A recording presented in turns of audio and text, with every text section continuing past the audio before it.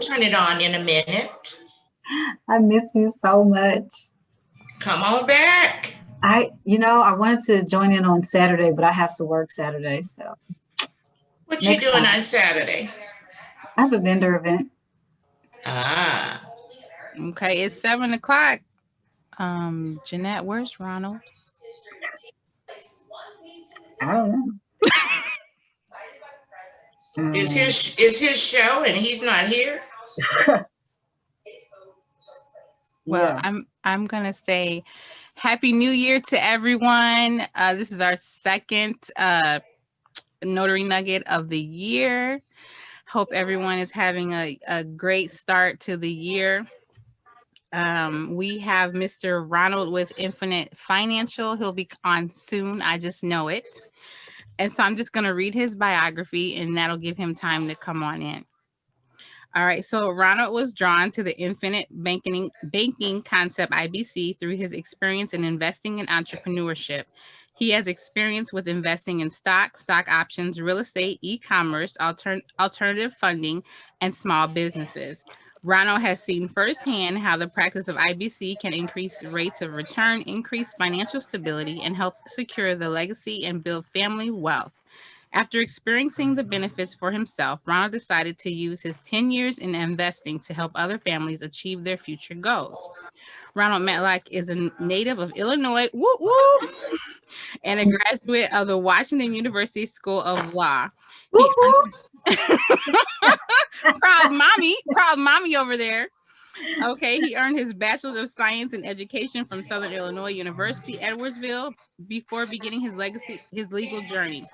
Ronald was a middle school teacher working with at-risk populations of students. He continues to be actively involved in membership and community development through his participation in numerous community service projects. All right, take it away, Ronald. Right. Well, while we wait for Ronald to get on the call, Liz, you want to turn your camera on and tell us about your day of loan signings that you had today? You were sharing. I can shop my products too. I can do that too. You sure can. You want to know how my day went today? We're and everyone who's on here, we do apologize for. I'm sure Ronald has a really, really good reason for not being here right now. Jeanette, you trying to find him? I am. He's Okay. He was having technical difficulties when we were on earlier. So hopefully he's working that out. Okay, well, we know about those technical difficulties. Yes, we do. For sure. But let's see, how many, I know we got at least 2 loan signing agents on here. So let me just tell you about this day that I had. I'm not doing a whole lot these days, but I did take 2 appointments today. And the first one, uneventful. The second one, those fools, both of them, wanted to read every single document, even the deed of trust. And I politely explained to them that, I have an hour to be here. So if you want to read each document, then we can just reschedule and have them send you your documents, and then we do it that way. They acted like I hadn't said a thing. A couple of times I was talking to them when I was asking them to sign my book. He said, in a minute. And then he went on, he did read a few other documents. Still didn't sign my book. So then I said, could we just stop for a moment? And could you please sign my book? I need to put it away. He never looked up, never acknowledged me or anything, but he did sign my book. So I guess that was something good. Could not finish the signing. Yeah, could not finish the signing, however, because there were like probably 10 documents embedded in there that I actually did notice that it was a different name on it, But I was thinking, oh, I guess I got more than one person signing. Didn't even give it another thought. But the documents had somebody else's names on them. So I called the signing service and she's like, well, go ahead and sign those and I'll reach out to the title company and we'll see what we need to do to get those fixed. So I said, okay. And I hung up and I said, regardless as to what they say, it's going to require another visit because some of these documents require notarization. It's up to you. Do you want to continue? And that woman says, this one time they did talk. No, since you got to come back anyway, why do it again? Take my little stuff up and hightailed it on out of there. And I sent a message to the hiring company, and I told them, "Oh, I bet you that there he is." There he is. I am so sorry. You know how technical difficulties go.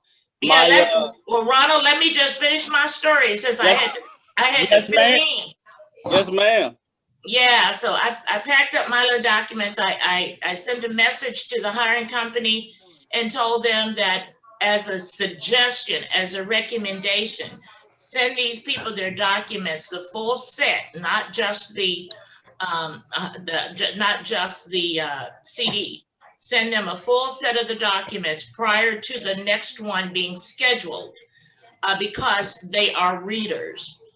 So I don't know what they're gonna do, but it was $115 was the fee. And of course, I will get a trip fee and a print fee of $50. So I'm good with that. Ronald, you ready? Well, yes, ma'am. Liz, I thank you for that filibuster. You could be in the Senate. You think? Yes. Now, you just came right with it. You know, I always got a story. All right, Ronald, how are you? Well, wait a minute, Ronald. Yes, since you're late, we don't care that you had technical difficulties. You got to do a little dance for us. Do a little dance. The person that's late has to dance. All right. This is all I got. Y'all got to work with we me, ready. right? We ready. They not late. And look, we doing it with you. You better. You better. All right. Hey, I'm sorry. Mom. Hey, we gotta start this thing off right. All right. I'm sorry. I'm on a Zoom. I'm so sorry. My laptop decided to shut down on me. Yeah, I'm doing a Zoom call. Okay, please mute yourself. Yeah. Jeanette, thank you. Thank you for that, Jeanette. Please mute yourself, people. Bye-bye. She said my baby is talking. Yeah, I'm so sorry, but thank you again. I'm so sorry. Like I said, I had technical difficulties. I apologize for that. Laptop decided to shut down on me. I apologize.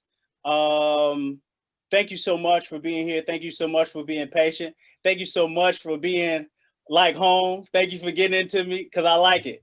You know, that means that this is my type of crowd. I want to be honest with you. I want you to be honest with me. We are who we are.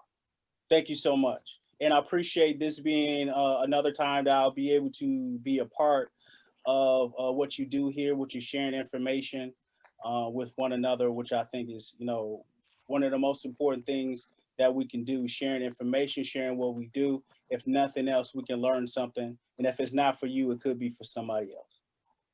Okay. All right. So thank you so much. As I guess you know already, I'm Miss Jan's baby. I'm one of the people a part of, the Just For Us marketing ploy. I'm on a couple of those pictures. But what I also do is, among the many things that I do, I'm really a problem solver. And the problem that I'm here to tell you about and to solve is the problem of financing for a lot of us. And this issue is an issue that many of us are not aware of. And I really like this quote. It says, the problem in America isn't what people don't know. The problem is what people think they know, which just ain't so. And I feel that that is a quote that goes throughout a lot of things in our life. Because we knew, right? We knew that if we did the right thing, we crossed our T's and dotted our I's, we wouldn't get into any trouble. But we know that's just not so. We also knew that if we worked for GE or Boeing or any company for 30 years, they'll take care of us and we'll have a great pension for the rest of our life. That's what we thought. But we're finding out now that's just not so. We thought that that if we just went to college, we would get a great job coming out right out of college. That is not so. That is just a part of those things that that we thought were so, that just aren't so. And it goes to our problems and our mindset. What do I mean by that? I mean that we think we have a handle on things. We think we know how things are going, but there's other aspects and other details that we aren't aware of. And particularly today, I want to talk about finances and money. What is the biggest problem I want to talk about and I want us to discuss? Before I go there, I want to ask everybody, since we're talking, what did you learn about money growing up? What were you taught? What was that conversation like? Miss Elizabeth, for you, what was that conversation like around money? Now you see her camera is off. She might be gone. Oh, I know it. She reached out to me. I wanted to touch it back. Well, how about you, Miss Rebecca? I'm going to fill in for her. Thank you. Elizabeth is my mother, and she told me to save, keep my credit good. She taught me that at a very young age. Now, did I listen? Like you said, if we knew, we would do. I didn't always listen, but that's what I was taught growing up. Save, keep your credit together. You know how when you get into college, they start sending all those credit cards your way, and they were trying their best to keep them from me. They would throw them in the trash, and I would find them in the trash, and the rest is history. Oh, I definitely hear you. G. Armstrong in the chat said, save. Absolutely. That was something that I was taught. But did you know that no matter whether you are getting a loan from the bank, you're using your credit card, or you save, and you're dropping all of that capital down, do you realize you still finance that purchase, whatever that purchase was? Mm-hmm. You finance that purchase because of what? How do you know? Even if you use that money that you just saved. Because you put it in the bank, you paid the bank. How do I say? I may be saying it backwards, but you put the money in the bank, but you have to pay the bank back to use your own money. Okay. That's good. And another part of that is the fact that we forget about opportunity costs. We forget about inflation. So as we're sitting and we are storing our money away, and we're like, yes, I'm not going to pay that extra 3% or 4% or 5% or whatever that interest rate is on that loan. Whatever it is, I'm not going to pay that. We forget about opportunity costs. We forget about the fact that as our money is sitting there, it is becoming devalued because of inflation. That's the part of money that people really don't realize and we really don't talk about. Now, to Ms. Jan's point, if we're not getting it, somebody else is. Mm-hmm. And it's usually the bank, right? And the point of the system I want to discuss and I want to talk about is the fact that we want to recapture that money. We need to figure out a way of recapturing that money. So, that's Albert Einstein just basically reiterating the point. You carry around the knowledge that everything that you buy is not only costing you the face value of the product, but also what you could have earned with that money for the rest of your life. So my goal is to create a structure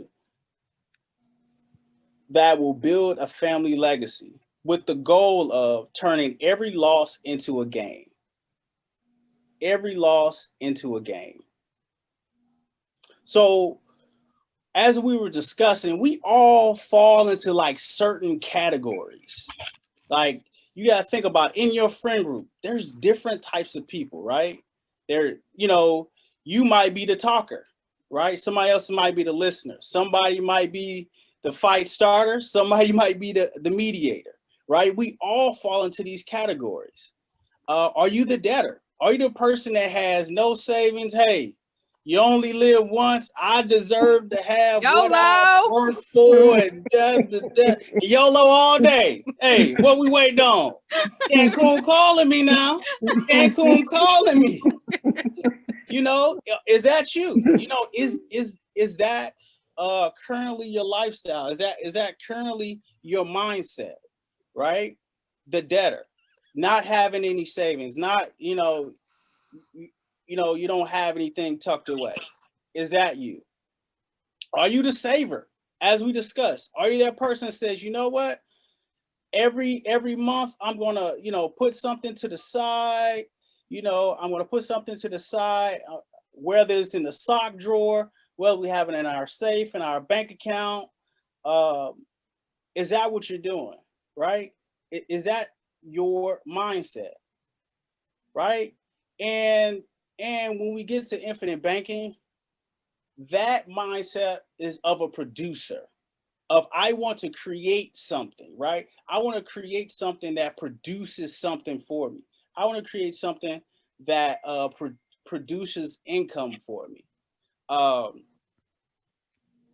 So infinite banking account is created through a high cash value, whole life dividend producing policy. So for the basis of infinite banking, everything is run through that high cash value, whole life policy. Now, why is that important? People get into a lot of conversations about term versus whole life, right? A lot of people go, I'll just buy term. Why? Term is cheaper. I totally get it. And people are very successful at marketing term. And it's always the same slogan, right? Save the money, buy term and invest the rest. Buy term, invest the rest. But the issue is that what I've found is that term policies do not do the baseline job of what insurance is, especially life insurance. And that is to protect your legacy, right? Is to protect your legacy long term for the rest of your life. A lot of people don't understand that a term is just for a term, whether it's 10 years, whether it's 30 years, whether it's 20 years. And then after that, they go, hey, yeah, well, I'm gonna get it for that same $50 I was paying per month. But no, you're older. You had a few more costs. You probably had some kids. Your stress level was a lot different. So you are not the same person you were 20 years ago. So now that price is getting higher and higher and higher, and usually it goes into the territory of costing about the same as what whole life policy would have cost you 10, 20 years ago, right? And also, they don't have to give you a term policy. And that's usually around your 50s and 60s. And now they're going, you know what? I just don't want to cover you at all. And now trying to get a whole life policy sometimes, again, depending upon your personal situation, it is just really expensive, right? It's astronomical for you, right? So that's why this is run through a whole life policy, because a whole life is for your whole life, and it is something that is permanent. It is something to protect you, protect your family for the rest of your life, right? I like to look at it as insuring your net worth, right? Because I know a lot of people that make $100,000 a year, and you ask them how much life insurance they have, and they might have 50,000 in life insurance. But like I said, life insurance is to protect your legacy and also have people live as if you were still there. So if you're the breadwinner in a house and you're bringing in 100,000, and when you die, you know, when you pass on the glory, all they get is 50,000. I mean, that's even more of a burden for them. My goal with this whole thing is when I die, my life insurance policy needs to be able to pay off all of my assets and put some money in the pocket of my heirs, right? That would be ideal. And I like to point this out from the beginning. A infinite banking policy, the way we set it up, it is not an investment. I'm not going to sit here and tell you, yes, you're going to get an 8% rate of return, because it's not an investment.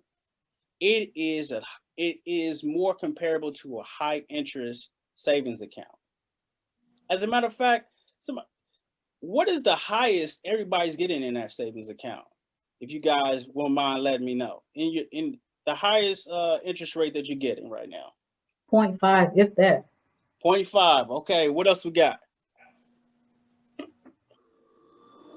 What else do we have? I'm monitoring the chats. Okay, Ray, basically nothing. Right. What is it? 5% of 1%? 1%. Yeah, 2%. Who getting 1%? How you get 1%? Where you find that at? Okay, 0.3%. Absolutely. 0.3, and that's usually the average, right? Those average amounts, actually, they're really on the high side. All right, 2%. Getting Nice, 2%. nice. Well, with our infinite banking accounts, when we have your money inside the cash value, on average right now, they're growing at 4%, right? So all right. So as I told you before, infinite banking deals with insurance and insurance companies. What type of benefits can they offer?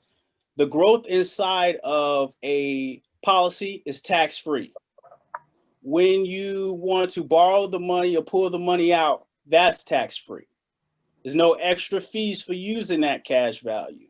And you already know the death benefit, when it's doled out to your heirs, that's tax-free, right? You don't have to wait until you're 59 and a half. You don't have to wait until some extreme life event. Whenever you accumulate the cash value and you want to pull it out, you can do it. Well, with the company I currently work with, you can start doing that within 30 days of opening and funding your policy, right? You can use your cash value, right? So, and it also has creditor protection. Creditors cannot reach in and take your money from your life insurance accounts.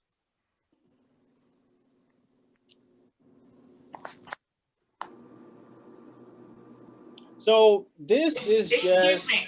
Yes, ma'am. What's RMD?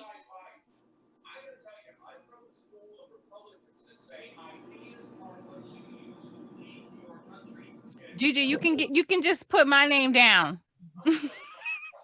She said, "What if you don't have any heirs and no money, no one to leave your money to?" The last thing before multiple duties. No RMDs. Can we come back to that? Sure. Thank you. Ginger, you can put my name down too.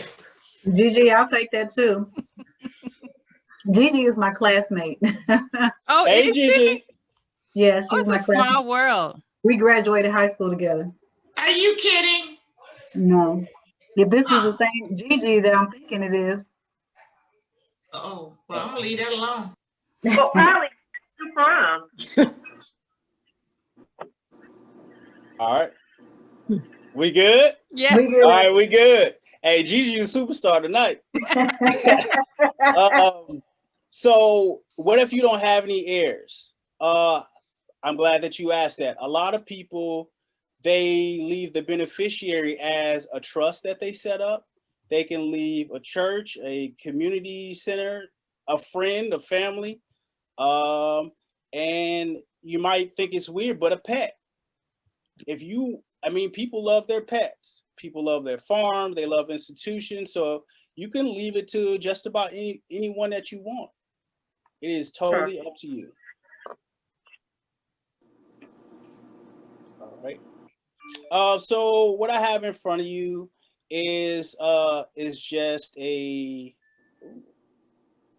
ahead of myself.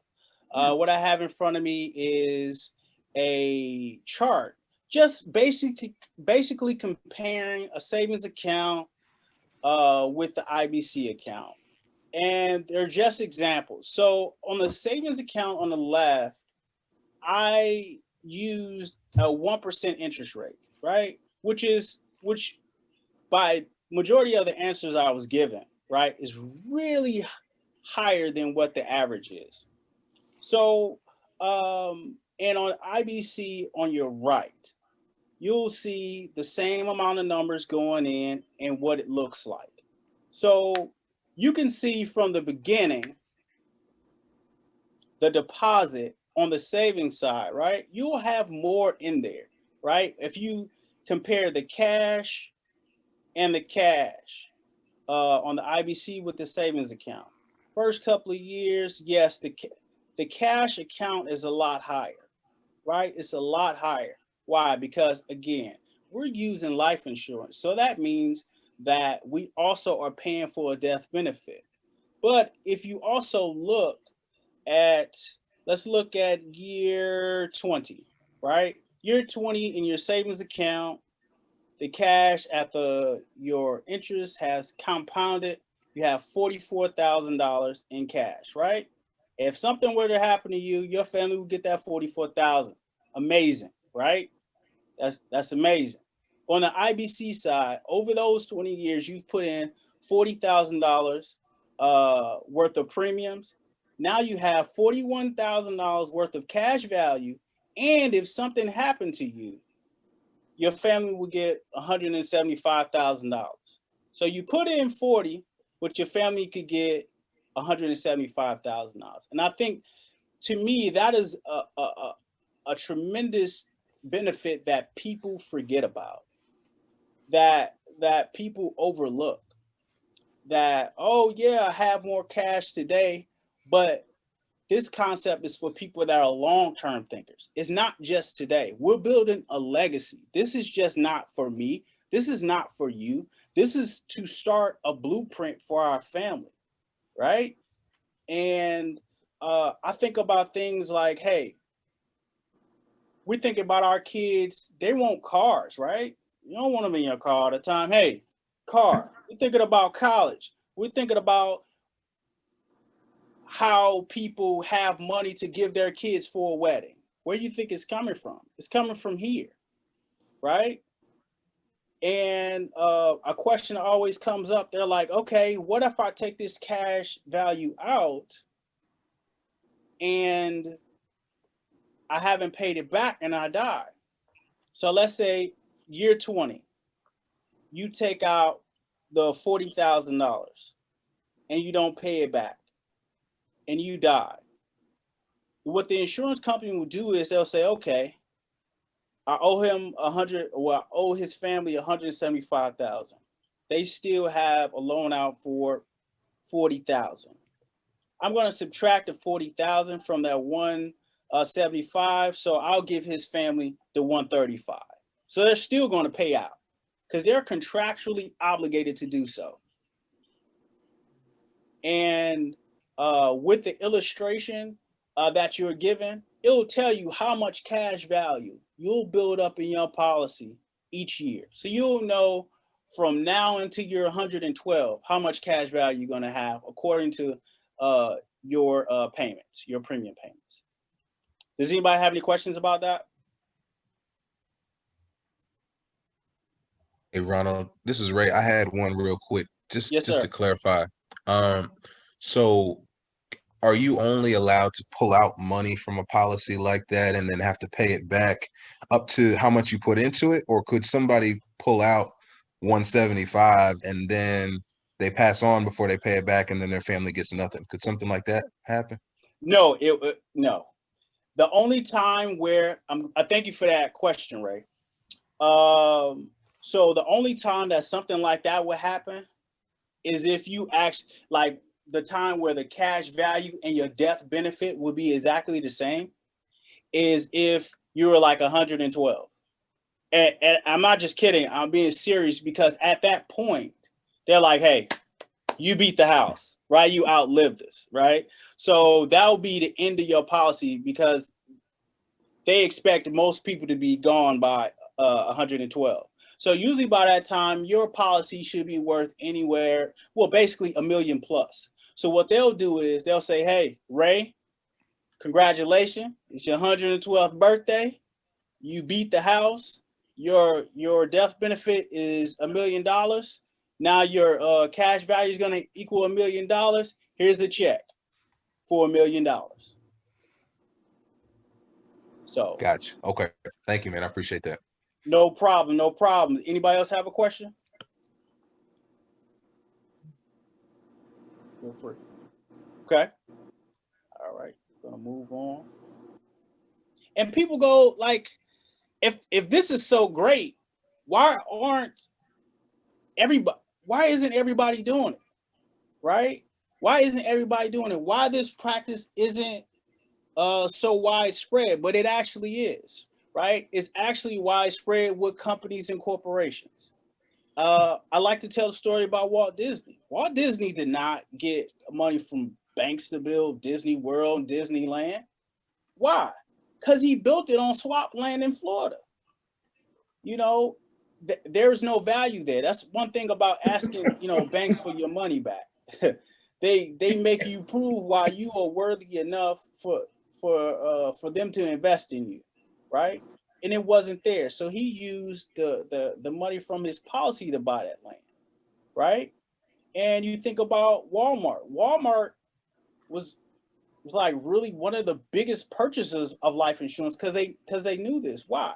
There's literally laws in place now, insurance laws in place now because of Walmart, and they're called like Walmart laws, because they were getting life insurance policies. You remember a few years ago, you were seeing all those news outlets talking about Walmart got a payout of, maybe $500,000 for somebody. They may have given a family maybe 10,000 or something like that, or nothing at all, because they're getting policies out on all of their employees. Employers can do that, right? And you might think, well, yeah, I have a policy at my job, and I have a policy at my job. Yeah, if they're giving you 100,000, how much do you think that they're going to get? And also what companies do is that they buy these whole life policies. And then when you have benefits and things like that, they use the cash value to actually pay for that. Or, what they used to do with, big time executives, they'll buy that policy on them, and they'll say, okay, you have to work about 20 years for us to pay you a pension. They pay into it for 20 years. They have the cash value. So, what they're paying you out with? The cash value from your life insurance policy. They're not giving you money from their bank. They're giving you money from the life insurance policy that they got out on you. Wow. So another big purchaser of life insurance are banks. Because banks have it the best. Now, Ray, you were talking about death benefit, matching cash value. Banks are like the only institutions that can have that. So banks can buy a $1 million policy, whole life policy, and they can throw down that premium, let's say of $1 million. They'll have that same cash value the same day. They can use it. They can use it one and one. And I will tell you, Wells Fargo, Bank of America, JP Morgan Chase, all of these people, their investment in stocks is usually less than half of what they have in life insurance. But those are not the products that they push. What are they telling you to buy? Give me an example of something they're telling you to buy, products they're pushing for you.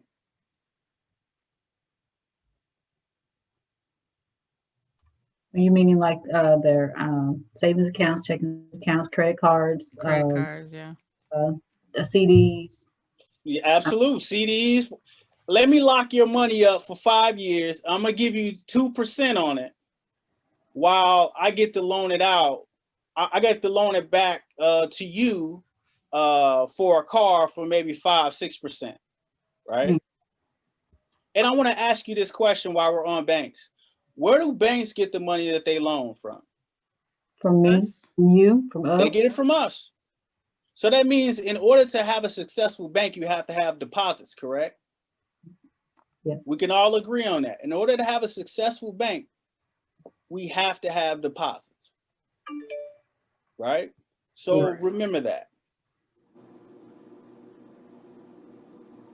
right? So this is just an example, right, about how money flows, because that's the beautiful thing about a bank. Like we just said, the bank gets all their money from you. And this is just an example of how they loan it out. Now, I was a little tardy, so I'm respectful of the time. I was told that I need to hit 40 minutes and I need to give it some time for questions. Hey, I don't want any more trouble tonight. But let me just run through this quick example. Let's say you put in 10,000. Something that people aren't aware of is fractional banking. So that means for every $1 you can put in, they can loan out 10. Right? They're only required to have about 10% of what they have loaned out actually in cash. So you put your money in, let's say they give you 4% for your money, right? They loan it out for the house, car, house remodeling, debt consolidation. They get all that money back. And you're like, okay, how much interest are they really making? You're like, okay. You think it's like 16%? It's even more than that. Why?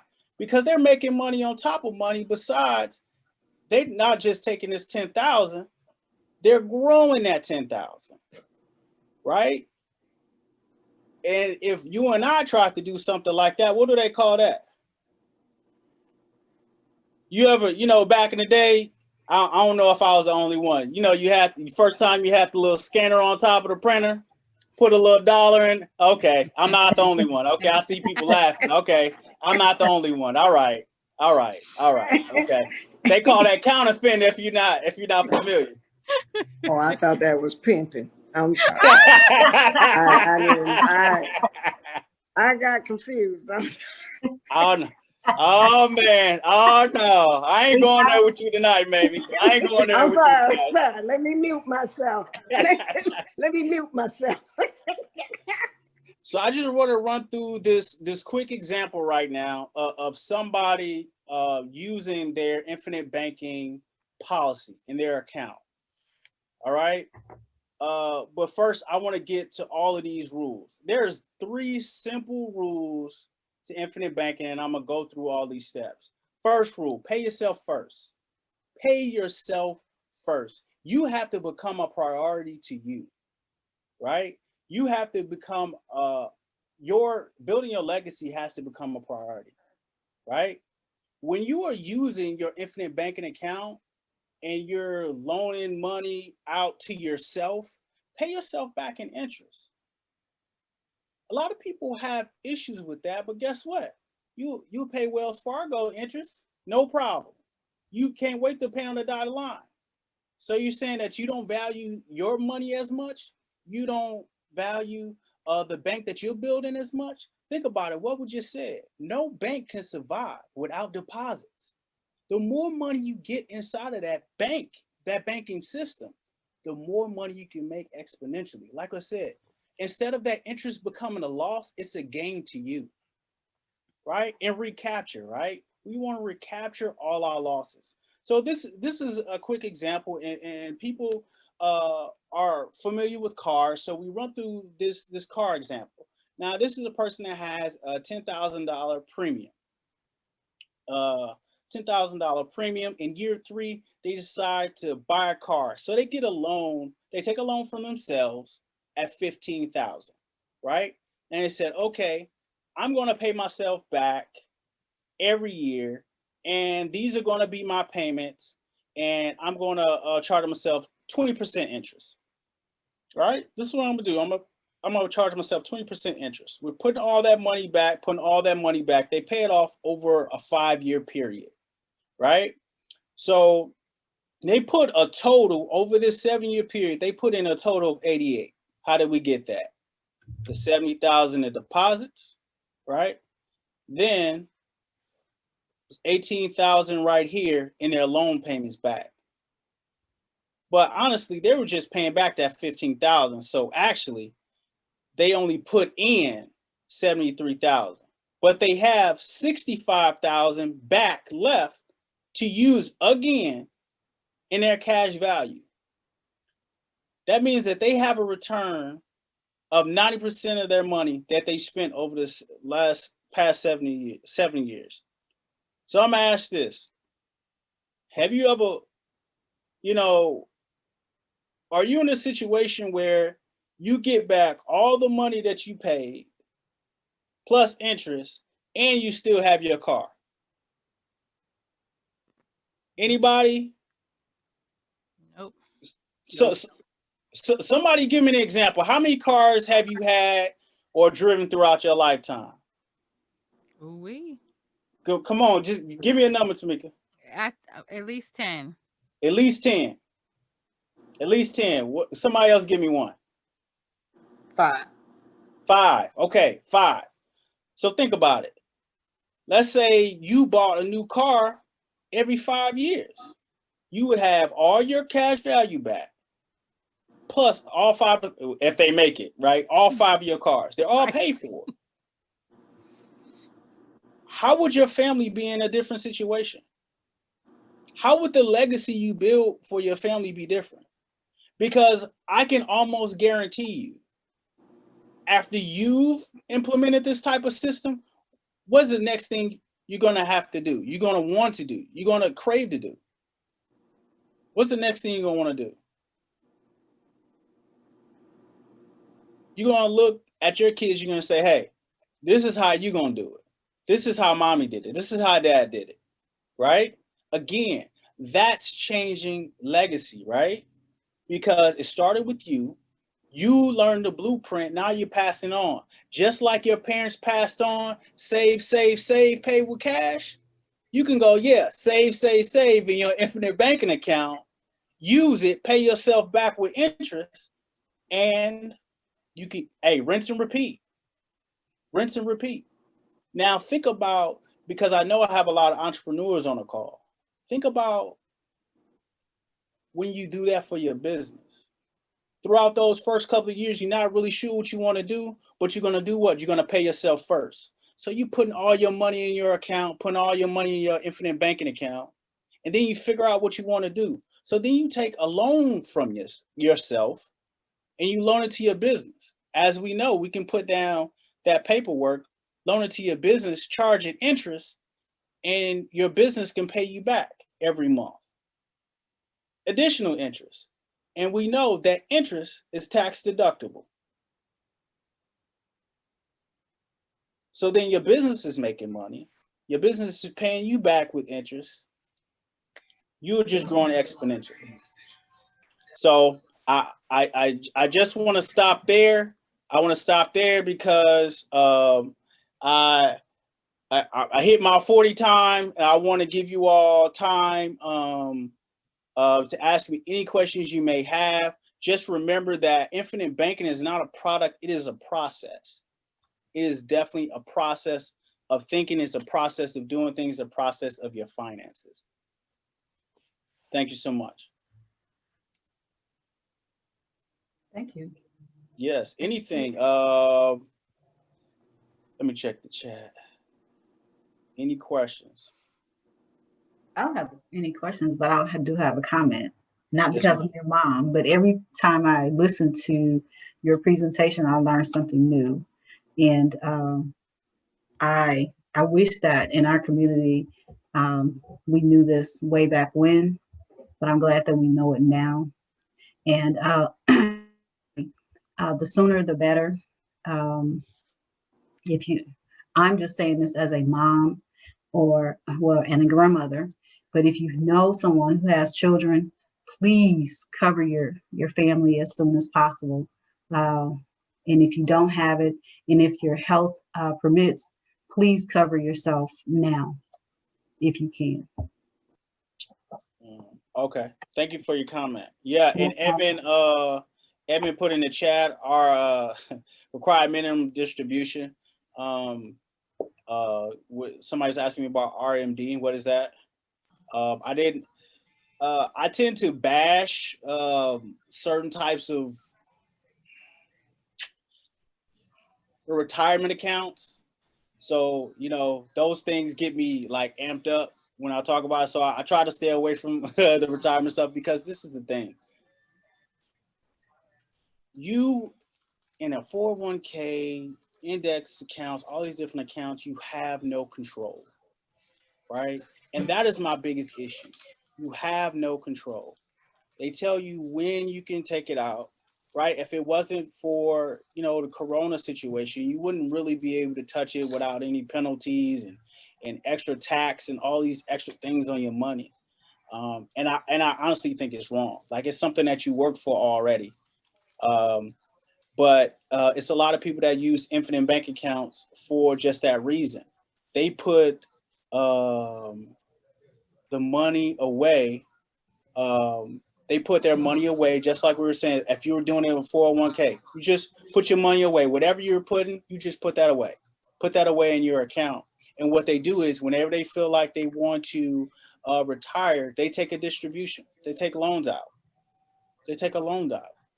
So if you want to live on $30,000 a year, hey, maybe that's all you require. You take that loan out, you spend it. You're not paying tax on that money. But when you go back and you take money out of your 401k, when they tell you you have to make a distribution this year, or they're going to give you some penalties and all that type of stuff, then they turn around and tax you on it. Right? People that use this method don't have to worry about that. They don't have to worry about somebody telling them that they have to take it out, or when to take it out, or how to take it out, or what they can put it in, what they want to invest it in. It's up to you. It's your control. So. Yes.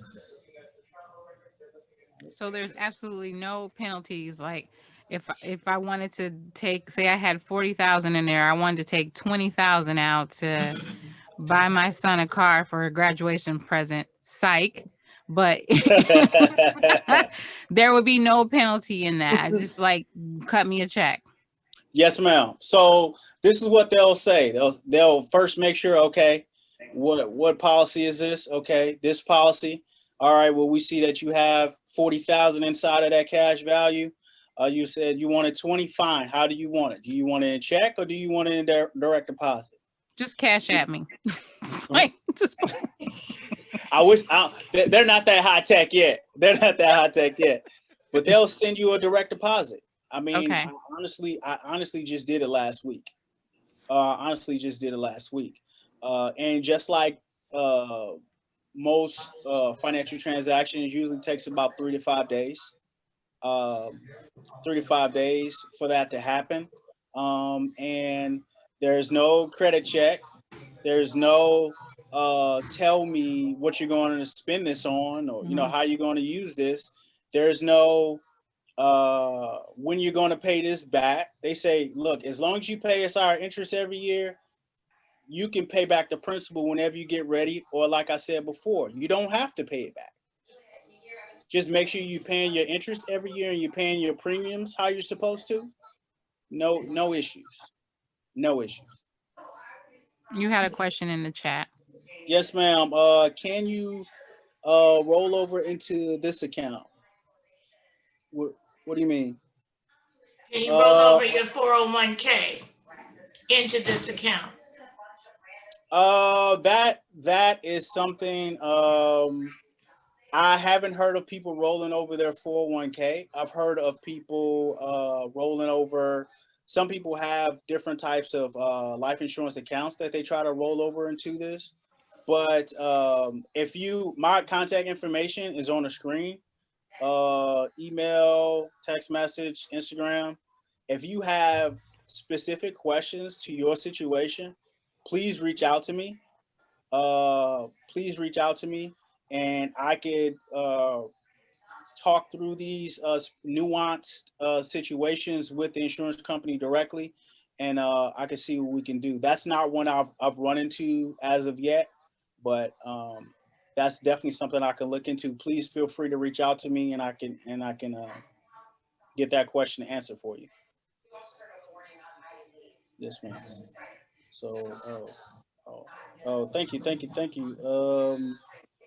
Yes, and if you ever want me back, or if you want something that's more in depth, because this is one of the things that's just scratching the surface of the situation. If you want some more information, please reach out to me, email me. And if you all are interested in learning, if you want to see more of the numbers, if you want to get more examples of how you can use this and things like that, please let me know. I can put together a presentation, and I can do a follow-up part 2. I don't mind that at all, because I'm honestly a numbers guy. Like, if somebody wouldn't have told me, hey man, you losing me with all these numbers, I would have spent a lot more time, in putting more numbers into this. For me, that works for me. For most people, they need to see the global picture first before they get into the weeds of things. So I'm here for you, whatever you need. Okay. Whatever you need. Are there entrepreneur opportunities with this company? Oh, absolutely. So Infi Financial actually is my company, and you emailed me because I partner with Factum Financial. Okay. I partner with Factum Financial, and this was a situation where I said, you know what, this product, this process, this whole atmosphere is so important. I have to be a part of it. So what I did was I formed a partnership with Factum Financial, and it absolutely is opportunities for people that are interested in making some money, like referring people my way, and share commissions and all that, all that type of thing. That's no problem. That person would have to be a licensed insurance agent. We have short little course information that will help people and can give people a blow by blow of what to do to become an insurance agent. So it becomes legal for us to give them a commission, because it's illegal to give somebody a commission, a part of your commission, if they don't have a license. But some people are like, hey man, I'll just refer people to you. I don't want to sit there and have to put together the policy and try to figure out what people want. That's no problem. We have what are called referring agents that, like I said, we can teach you what you need to know and how to find the information to pass the test and get licensed. You start referring people to us. Those people start getting policies. You get paid as well. That's no problem. Awesome. I hope that was what you were asking about. Mm-hmm. Yes. Oh, yeah, absolutely. And it's also opportunities for entrepreneurs to use this in what they're doing. Me personally, I use it in the real estate space, right? Down payments for this, down payments for that. You use it. I give the money to my company, like I just said. I give the money to my company. I write up, the loan documents just like anybody else. Loan documents, payment schedule, everything. They pay me back, so I'm getting the cash flow, plus my company's paying me back, so I get to write that off on my taxes. And I mean, just the interest is just exponential growth, exponential return by doing it that way. And you have depreciation. You get it. A lot of you all get it. It again, like I said, I can talk about this stuff forever. Okay. Well, you don't have forever. Go Tamika. Okay, boss. Go Tamika. That's Keep okay. me on my toes. That's okay, baby. I got some gauze for you. I'm bleeding, don't you? I'll stitch you back up. I got you, baby. Feel some heat. Pick it up, man. Well, Pick it up. Thank you, ladies, so much for your time. Thank you so much for your time. Thank you for your platform. I look forward to being a part of your calls, listen in with the, other entrepreneurs This have was to say. awesome. Just thank you so much. Thank I you. think Ronald. it's awesome that we have you on here telling us, educating us on ways to save and grow our money. And because so often we're just, all we know is that 401k and that IRA and that little old savings at the bank. Some of us don't know about the alternatives. And the other thing I'm really proud of to see you and Mr. Pryor. Mr. Pryor, you're teaching us about how to get us some money. Mr. Pryor teaches us about how to save, how to Keep it. make sure we're filing our taxes in such a way that we still capitalize on what we've made. I love it. I love it. So personally, I would like to see, since you were cut short because you were late, but I throw that in. You weren't that late. You were only 7 minutes late. But I would love to have you come back and just feed us some more about how we can grow this little money that we make. What are y'all thinking? Huh? Don't be calling my money little. So what do you guys think? Would you like to hear more I definitely about how Jeanette, not you, you don't count, you his mama. Yes, I am. I would like to hear more. I'm his auntie all the way from Illinois, and it has been good, Ronald. And you tell them that your aunt is a nurse and she has bandages for you. Thank you. Now, who was that? Who's your aunt? What's your Teresa Johnson. Teresa? Yes, Teresa ma'am. Johnson? Okay, Yes, so ma'am. when you're gonna be talking like that and you his aunt, you need to have your camera on so I can see you. I can't have my camera on tonight. I got a bad hair day, but Girl, I heard I have a bad hair day every day, can't you tell? Okay, but thank you so much, Mr. Ronald. Yes, this was amazing. Thanks, Ronald. I will be reaching out to you for a part 2. Right now, March is totally open. So you think you could be ready for March? Put you Absolutely. on the calendar. That might be early that time. Well, we don't want you to have to dance again. Right. But don't be too early because I don't turn it on till about 10 minutes before. So you okay? Okay. But yes, I will be reaching out to you for a segment in March. Thank everyone who joined us this evening. If you yourself have a small business and you want to promote it on our platform, please contact me. info@prettyinbranding.com. I also put in the chat. Also, this is EC Head Consulting Platform, so I cannot leave without telling y'all about our classes, right? So this Saturday is workshop 1, loan document review. If you are considering being a loan signing agent, as Liz likes to say, it's a feast right now. There's so much money out there. Oh my God. There is. There's so much. Say it like About that. this feast. Every time I put a video up, I hear about this feast, y'all. So come get it. Come to class, learn how to prepare your documents, and go make that money while we in a feast. I'm gonna get you for that. You can go on our website, echeadconsulting.com, and register for a class. We have a monthly. So if you miss this Saturday for workshop 1, you can always pick it up in February. And that's it. We're about to get out of here on time. I love it.